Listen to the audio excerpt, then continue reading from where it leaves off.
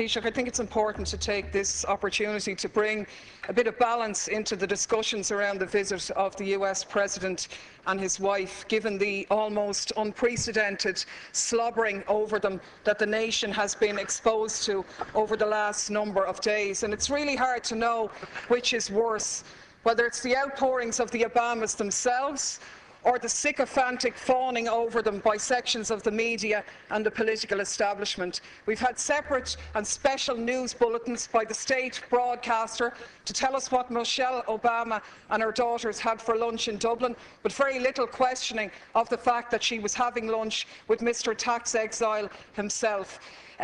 We had very little challenging of the fact that she's glad to be home, a country that she's been in less than a week and that her husband has very tenuous links in.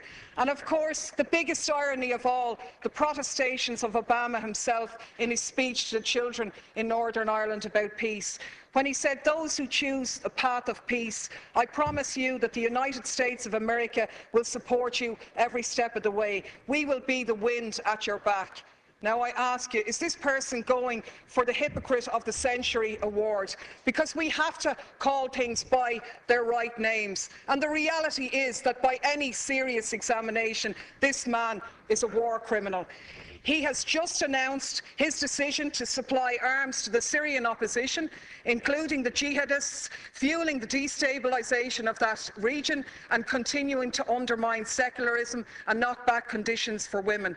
This is the man who is in essence stalling the Geneva peace talks by trying to broker enhanced leverage for the Syrian opposition by giving them arms, and to hell with the thousands more who lose their lives, or the tens of thousands more who will be displaced as this war goes on. This is the man who has facilitated a 200% increase in the use of drones, which have killed thousands of people, including hundreds of children. And you, Taoiseach, you are the one who's turned a blind eye on these activities. You've talked about the G8 being an opportunity to showcase Ireland. But is it not a reality that you have showcased us as a nation of pimps, prostituting ourselves in return for a pat on the head? To be honest with you, we were really speculating this morning whether you were going to deck the cabinet out in leprechaun hats decorated with a bit of stars and stripes to really mark abject humiliation here. So my question to you, Taoiseach, is as follows.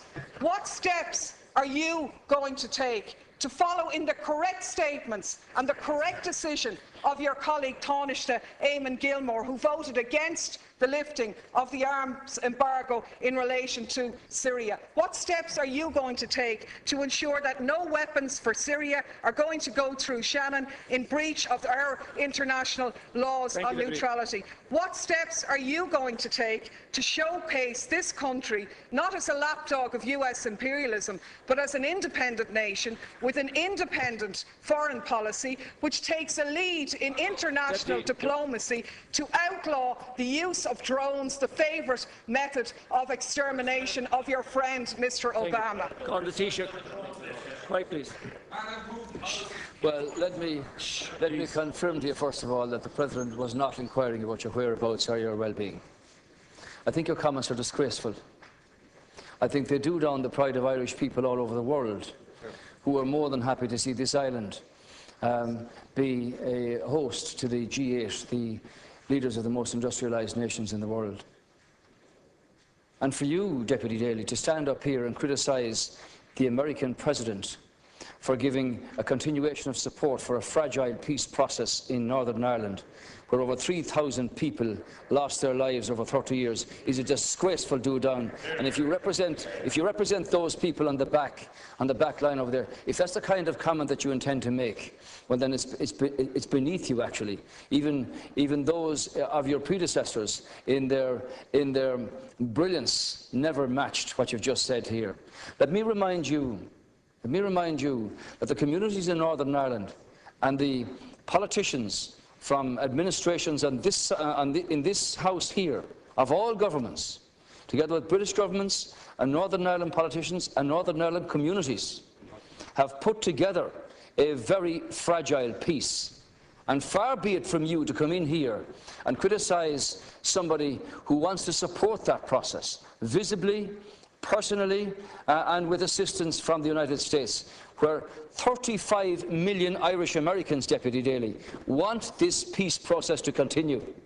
And the young lady, the young student who introduced the President in Belfast, put her finger on it very well when she said, the reality is that Northern Ireland has had a past, and the reality is that Northern Ireland has a future. And that future, Deputy Daly, is one where peace in communities and across communities should abound. And it's beneath you to say that the American President should not be a party to keeping that process alive and visible. Insofar as the discussion on Syria is concerned, there was a serious discussion at the G8 summit with the members of the G8 themselves. I'm not sure whether you favour the Russian intervention here or whether you favour what the European Union put forward. While there was division among the countries in Europe about the lifting of the arms embargo, Ireland took a very clear position on this, which was articulated by the Taoiseach, that the embargo should not be lifted. But the conclusion of the G8 summit was that the Geneva peace talks should take place. Nobody wants to see wanton slaughter and the exodus of hundreds of thousands of people from Syria. And far from a warmongering discussion, the situation here is, what can you do to bring about discussions and negotiations that will restore, in the first instance, peace to this situation, and in the second instance, a structure that will allow Syria to continue in the time ahead without the obscenities and the humanitarian crisis that we've witnessed in the last 2 years. Deputy Daly, 1 minute. Please, yeah. 1 minute, Deputy. Thanks, Ceann Comhairle. Of course, I said nothing about the Northern Ireland peace process, a process which everybody supports, but is not one that gives you a licence to do whatever you like anywhere else around the globe. There isn't much peace in Iraq, where 26 people lost their lives yesterday. There isn't much peace in Afghanistan. There isn't much peace in Pakistan. And there certainly isn't much peace in Syria.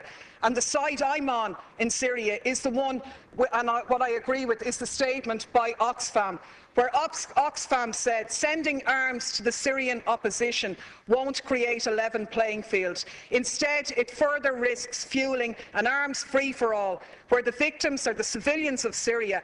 Our experience tells us that the crisis will only drag on for longer if arms are poured in. And that's in essence what the Americans have done here. I can only take from your non-answer to the question that you were asked is that you're going to take no steps to ensure that those arms will not be sent through Shannon in breach of our neutrality. You said here last week no arms ever came through Shannon. How do you know that, seeing as no investigations take place? The reality is, in 2012, 548 US planes landed in Shannon. How do you know what was on them if you haven't examined them? Your Minister for Transport revealed in a parliamentary question that 239 civilian planes landed in Shannon, where they sought permission because they were carrying munitions of war or dangerous goods on a civilian aircraft. What steps are you going to take to intervene in this situation? And the last point I'll make is that people in this country are very fond of our American brothers and sisters, and I think we stand far more shoulder to shoulder with them by making valid criticisms of their president, who has broken his election promises, rather than just pimping this nation as a tax haven for their corporations. I'm sure the Americans would far prefer if their multinationals paid their taxes at home rather than offshore here, so they could develop their health care, so they wouldn't be wasting money on arms being sent to slaughter people in other countries. Thank you, Deputy. Final reply, Taoiseach. As you're aware, 100,000 American people are employed by Irish-owned firms across 50 states, and something similar here from American invested corporates in this country. The American government, and I don't speak for them obviously, have taken the view in terms of withdrawal of their troops from Afghanistan and from Iraq. There wasn't any intervention in terms of troops in Libya, and there hasn't been any intervention in terms of troops in Syria. We've never supported rendition flights through Shannon, and it ill behoves you to make comments that are not true.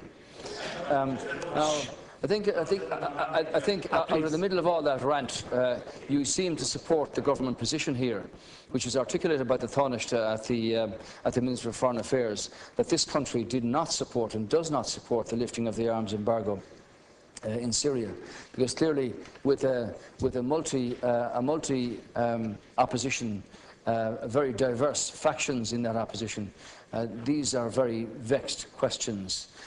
So the decision of the European Council to not agree in terms of the embargo means that that opportunity presents itself. But everybody at the G8, as I understand it, was focused on getting the peace talks in Geneva underway, which might bring about some sense of solution here. Clearly, you haven't condemned the Iranians or the Hezbollah or the Russians for supplying arms to the Assad regime. You haven't commented upon the atrocities carried out under President Assad in Syria at all. You seem to have a very biased view about the wanton slaughter of the Syrian people. And everybody on this side, insofar as we're party to the European Union, wants to see a structure that will bring about the removal of President Assad, but peace restored to that country and its troubled people, and the hundreds of thousands who have had to exit us across the border with nothing but their families and a few belongings with them. So, in that sense, Deputy Daly, I hope, and it's the hope of the government, that the peace talks in Geneva can actually take place and that something comes from them. And while I wasn't at the discussion about Syria at the G8, my understanding is that there was a very frank disclosure about the various views here, and that hopefully something beneficial will come from that. That's the answer to your question.